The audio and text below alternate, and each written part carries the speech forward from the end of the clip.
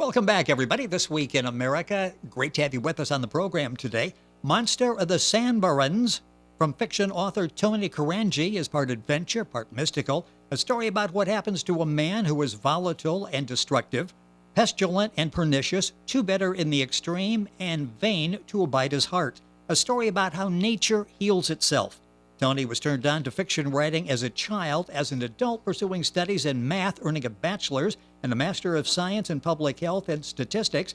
He enjoys travel, spent 3 years in Rome, currently living on a sailboat in Miami. It's his first book, the must-read Monsters of the Sundarbans. Tony Carangi with us on This Week in America. Tony, welcome to the program. It's great to have you with us. Thanks. It's great to be here. Living on a sailboat, we have to do a whole program just talking about that. That's always been sort of like the nice way to live life, and that's how Tony's been able to do it. But we're talking specifically about the book today. Sundarbans, am I saying that correctly? Sundarbans. Sundarbans. Okay, I got the accent in the wrong place. Sundarbans. Let's talk about where the idea for this book came from. There's so many elements that you deal with in the book. It's so well written. Where did this idea come from? Actually, it came when I was living in Rome, and I saw a YouTube video of a tiger jumping on, attacking a man on an elephant, and that's where just that little video is where the idea came from to write the book. Well, it's interesting because as they go after the man-eater, the tiger, they decide to go off in elephants. And you explain there's a technical advantage when they're looking, in this case, for the man-eater, to be up on an elephant. Well, as I understand it anyway, as I've learned, is that they hunt in India, in Bangladesh, and they hunt tigers on the backs of elephants because they beat drums that the tigers find offensive. It hurts their ears, and they're able to literally herd them like cattle into a certain spot and surround it and kill it. So I suppose that's what they were trying to do to this tiger, but the tiger changed the script, and he attacked one of the men on the elephant, and I guess got away. I don't know. Maybe they got him later, but I just thought, well, that would make a great story. And it is a great story. We're talking about Monster of the Sundarbans. Did I get the accent in the right place that time? Sundarbans. Sundarbans. Okay, well, I'm getting a little closer. It's a 20-minute interview. By the end, I should be able to get to that. I got to move the accent down there. In the book, we have this great chase, the man-eater I'm talking about, and talk about the damage that he's inflicted on the community. He's struck and taken like close to 400 lives, and the government is like, okay, now we've got to go out and we've got to capture this tiger. Yeah, I think the story is it's about the damage that the tiger does to humans, but it's also what the humans don't realize they're doing to the tigers. Yes. And more to the jungle and to nature itself. And this tiger is just a pushback by nature. And I mentioned a story about how nature heals itself. We really see that unfold, don't we? Well, yeah, from the tiger's perspective too, we don't really see we don't see what we do to nature. We don't see the consequences of our actions. We don't feel them. Nature does that. Where do the animals go whenever they build up a new development? They have to run somewhere. But in this story, I also understand that tigers don't really like humans in their diet. They really prefer not to have humans, but they confuse them with other types of prey. And I think I even had something in the book there where I mentioned that tigers only eat humans if they have to. There's just not enough fat on us. It depends what part of the country here in the United States they go to, but yeah, that is true. They would rather not eat us, and we, of course, would rather not have them eat us. So it works both ways. But from the book, we're able to see this delicate balance and how that's how we sort of throw it out of kilter. And you think about that because as a new subdivision comes in, we have animals and wildlife that have been there that are no longer there, and they have to go somewhere. The book is Monster of the Sundarbans. I get that? Am I closer? closer. Okay. Sundarbans. Sundarbans. Okay, make it plural and we'll be there. Tony Carangi, our guest on the program. That's Carangi. His website is Tony Carangi, Carangi.com. Books available at Amazon. Information on the book as well available at his website. And you'll link on by going to our website, thisweekinamerica.us. Talk about Peter Harman. Peter is a really interesting character who comes in and he sort of lives to kill things, and he's brought in to try to find the man-eater. This is a very complicated individual, isn't it? He thinks that he has a lot of things figured out. That's how I see it. He thinks that he thinks he has things figured out, as maybe a lot of us do, and he learns. I think he's ignorant. I think he learns a lot too late.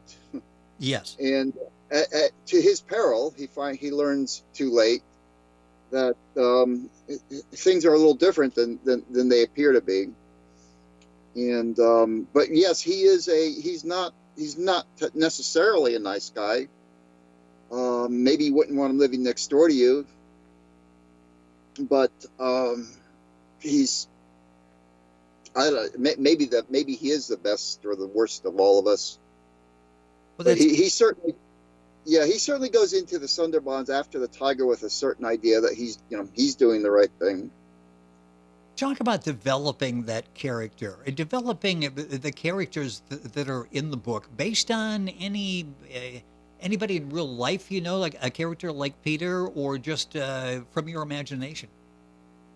Well, Peter Harman comes from my imagination more than Satis, the old Indian guy. He reminds me of an old friend of mine in Atlanta, and we used to have a lot of conversations at the coffee house, and I dedicated the book to him, and that so that character does come from my memory.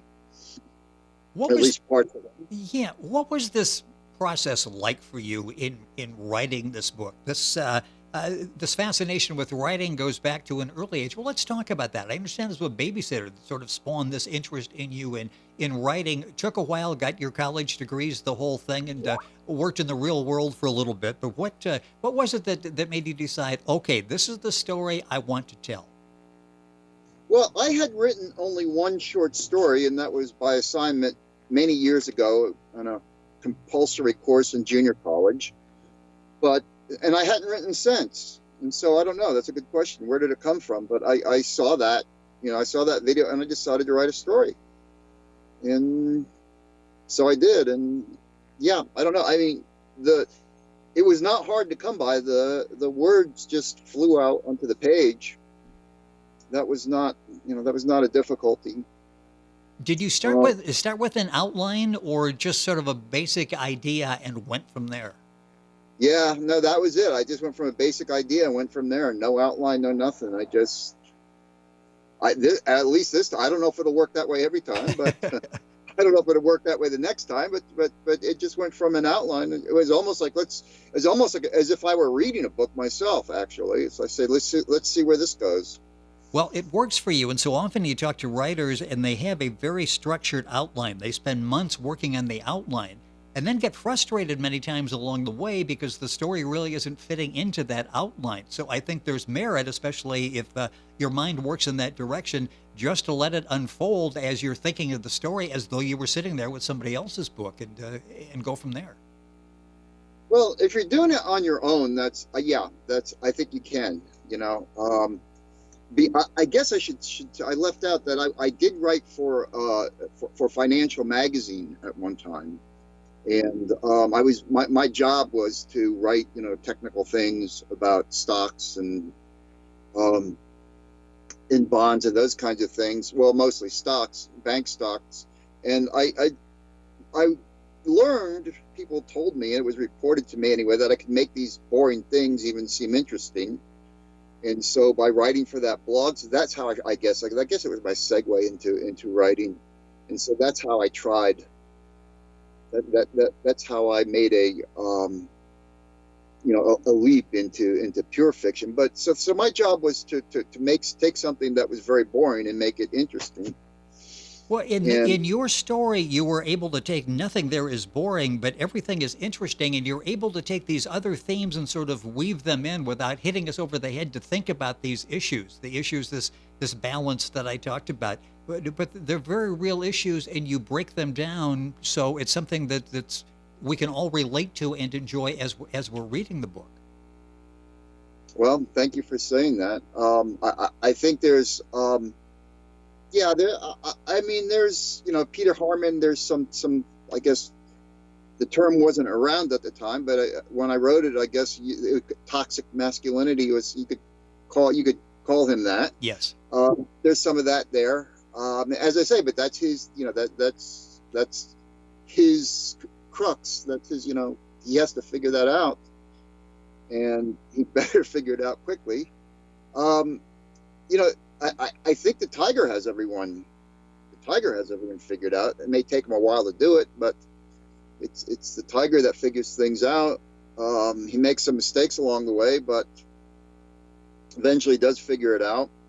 Yeah, it's interesting because you think, okay, they're closing in, they're going to get the tiger, and the tiger suddenly turns course, and all of a sudden he's the one that's sort of on the offensive there. So it's interesting that battle that goes back and forth, isn't it?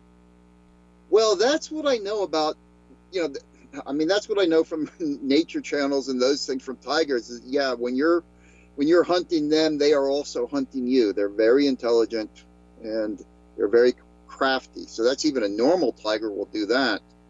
So I tried to play up on that. I tried to make that battle, extend that battle even more, and make it even three-dimensional.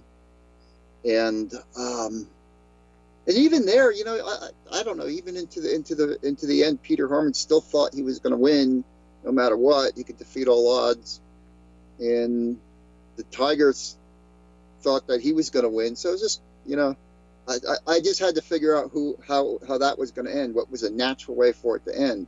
And I didn't even figure it out. It just sort of put itself down there. Well, it makes for an enjoyable read. Monsters of the Sundarbans. You getting that better? Sundarbans. Okay. Oh, geez, I was so close to the last time. I should have quit there and not just spelled it out this last time. Sundarbans, Monsters of the Sundarbans. Tony Carangi with us on the program. It's an excellent read. You're also working on another series, another book, which is a series. Talk about this, the Gladiator series, and this is, I understand, fiction, and it's in 4 books. Well, right, yeah, 4 books or 4 different chapters. Yeah, 4 different books. It covers 4 lifetimes of 2 people who meet and are reincarnated on their way to enlightenment. It is based on the astonishing principles of A Course in Miracles. The principle of A Course in Miracles is basically this, that the universe isn't here. And when I heard that, when it was explained to me that the universe isn't here, I said, that is exactly how because I'm an atheist, but this was even better than that.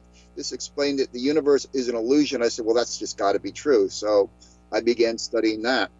And I guess this goes a lot back to my, writing and the, trying to make, financial pages look interesting. So I'm taking a concept that's not mine and that's not fiction and trying to make fiction out of it. Yeah, Tony Carangi, our guest on the program. His website, by the way, is Tony Carangi. That's CARANGI.com. The book is available, of course, there at Amazon, Barnes & Noble. By going to our website, thisweekinamerica.us, you can link on directly. So how is that series coming? Are you close to publication with that? I think, well, I'm done with them. Actually, I'm done with them. I'm just doing revisions myself. I'm doing the first book is called The Gladiator. It is, the second book is called The Infinite Loop. The third is Lost, and the last one is The Last Pope, and they take place over thousands of different years. So The Gladiator takes place 2,000 years ago. Infinite Loop takes place in the time of quantum computing. So there's a broad range of lifestyles. And Yes, it's almost done. I'm just revising. Let's put it that way. I'm revising and still finding spelling and grammatical errors, and but that's how close it is. Well, looking forward to that series as well. And the book we're talking about, Monster of the Sundarbans. Tony, Great. well, I know if we would talk long enough, I'd be able to get that, or at least get pretty close to that. Tony Carangi, our guest on the program. Who are some of the influences, some of the people that you like to write, that you feel, boy, they really touch me. They take a subject, they make it interesting. I enjoy their style. Are there any that you would fall in that category for you? Oh, I don't. I don't read a lot of books, believe it or not. I guess Edgar Allan Poe. I guess short stories. That's who I got started with. The first book that I think the most amazing book ever written was The Exorcist. Oh yes. And I think that was the most. Yeah, that was just the most amazing book. And of course, The Godfather. I mean, nothing to me. The Godfather is. I don't know. The Godfather at least was something. Between Godfather and Exorcist, I don't know. But those are books that I feel like I need to read every 2 or 3 years. Lolita was a great read for me. The kind of book that made you think. Like when I put that book down, I still thought about it. And just now I finished. What did The Great Santini. Oh yes, yes. The Great Santini, which was another book. I put it down, but I'm still thinking. I'm not going to read it again right away, but I'm still thinking about it. So, some books do that to me. Well, what's interesting, all of those, of course, were quite visual. They did movies. Your book is visual. As I'm reading that, any possibility you'd like to pursue making this into a movie of some type? Well, unfortunately, I called. Yeah, I called the publisher. I said, it's actually. I think it's already been done. There is a movie. I'm shocked. I think there's an Indian movie out there. It's about a hunt for tigers, where soldiers go in, modern day soldiers, and they go in and they hunt for the tiger, which is. I almost feel like it's plagiarism, but yeah, there's a movie. There is a movie out there that follows my outline, at least the trailer, according to the trailer, follows my outline completely. It even has the people who are trying to save the tiger, but instead of being a wise Indian man that's it's a hot young girl who's trying to save the tiger. It's a modern thing. It'd probably sell better in the movies, but yeah, so I think so. I think it would be made. I think it's already been made into a movie. Well, it's unfortunate you didn't get credit for it, or more importantly, a check for it with the idea, because I haven't seen it, but I like your story better. The way it unfolds, it's quite visual. It makes it such an enjoyment as you're reading it. The book is Monster of the Sundarbans. Tony Carangi, our guest on the program. That's Carangi. His website is tonycarangi.com. You can link on to that directly by going to our website, thisweekinamerica.us. Of course, the book is available at Amazon. Tony, it's been a pleasure. Thank you so much for being with us on the program. Look forward to touching base again with the Gladiator series. Thank you. Excellent job with this book. Looking forward to many more from you. Thank you for taking the time to talk about it. Great. Thanks, Rick. It has been a pleasure. Once again, the book, Monster of the Sundarbans, Tony Carangi, our guest on the program. Book available at Amazon.com, of course, at Tony's website. Link on directly by going to our website, thisweekinamerica.us.